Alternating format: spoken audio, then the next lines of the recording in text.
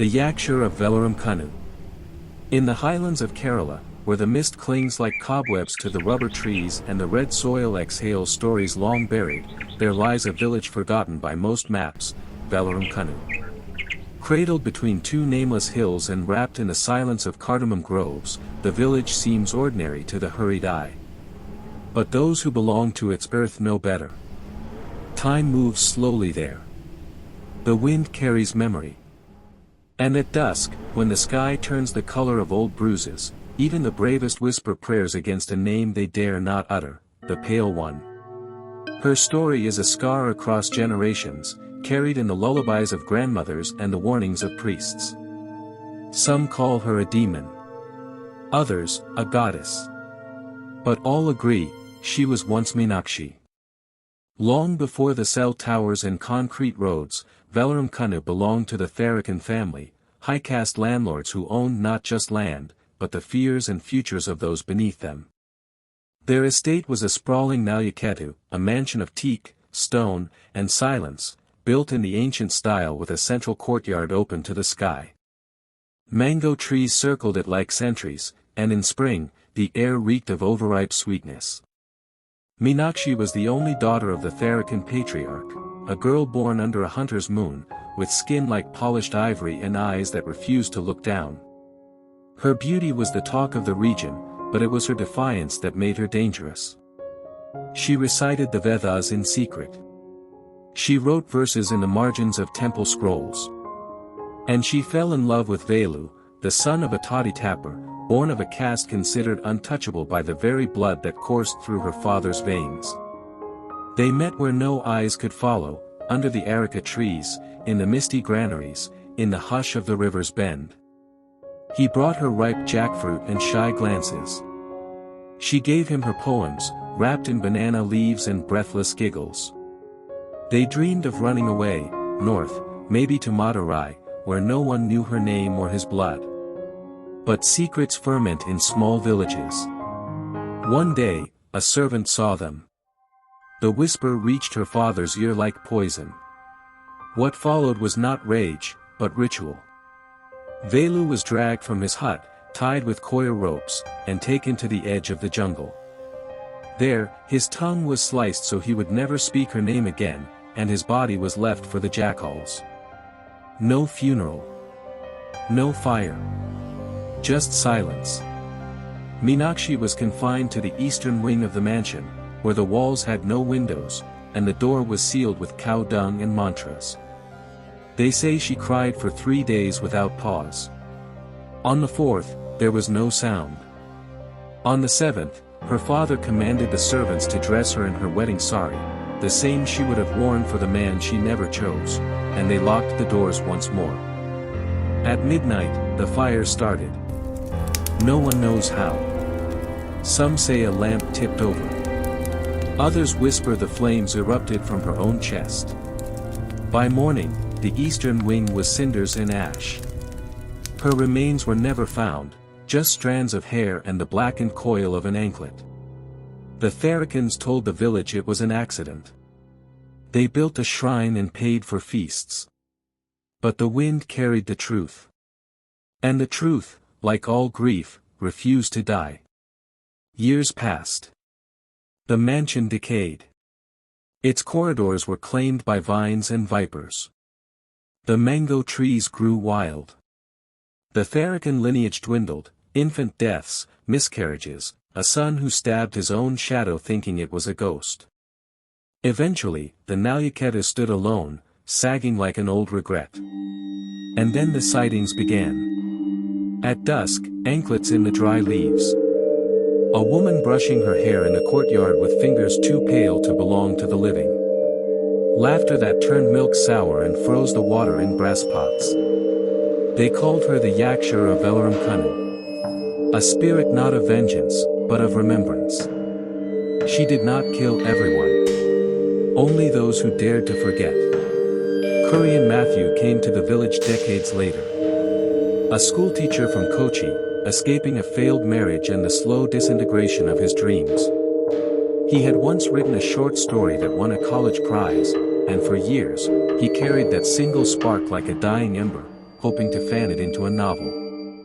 When the government transferred him to Vellaramkunnu High School, he did not protest. He wanted silence, and silence is what he got. The villagers were kind but distant. The tea seller on the corner offered him free chai on the first day, then warned him not to wander near the hills after dark. The headmaster handed him a rusted key and said, "You may hear a lullaby some nights. Don't follow it." Kurian smiled politely. He believed in insomnia, not spirits. The house allotted to him was modest, a 2-room tile roof structure near the edge of the jackfruit grove. The walls leaked stories. His first week passed in a haze of lesson plans, moth-eaten textbooks, and long walks. He found himself drawn to the trail that curled like a serpent up the hill. It led past a banyan tree, through a stretch of wild ginger, and into a part of the forest where even the birds fell quiet. One evening, as the rain hissed like a whispering crowd and the wind pulled at the shutters, Kurian lit a lantern. The electricity had gone, and with it, the illusion of the modern world. He sat with a book of Bashir's stories when he noticed it, a light, flickering, moving up the hill path. A figure. A woman. Walking against the rain. White sari. Hair glistening. She didn't hold an umbrella. Her feet left no impressions in the mud. Without thinking, he stood, took his lantern, and followed. The rain drenched him. His skin prickled with 1,000 needles. Yet he could not stop. The forest seemed to part for her. When he reached the clearing, he saw the mansion. It was no longer a ruin. The walls stood proud. The columns gleamed with oil. Lamps burned in the windows. The air was thick with incense and jasmine. She entered the house, not by opening the door, but by melting through it. Kurian hesitated. Then stepped inside. The scent hit him like memory, sandalwood, charred silk, and sorrow. The corridors breathed. He moved through shadows until he reached the courtyard. She was waiting. Seated on a stone bench, brushing her long black hair. Her skin glowed, too pale. Her eyes, dark pools of memory, looked into him. "You finally came," she said without moving her lips. He tried to speak. She stood. "I am Meenakshi," she whispered, though her voice rang in his bones.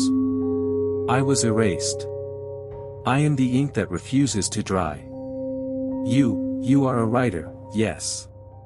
He nodded, unsure if he was awake. "Then write me," she said, stepping closer. "Not the monster they fear, but the girl who loved. Who burned. Who waits." She lifted her hand and pressed it to his forehead. Darkness swallowed him. When Kurian woke, he was in the middle of the forest. Dawn broke gently across the trees. His clothes were soaked. His notebook, tied to his chest with a thread he did not remember owning, was filled with words. Page after page.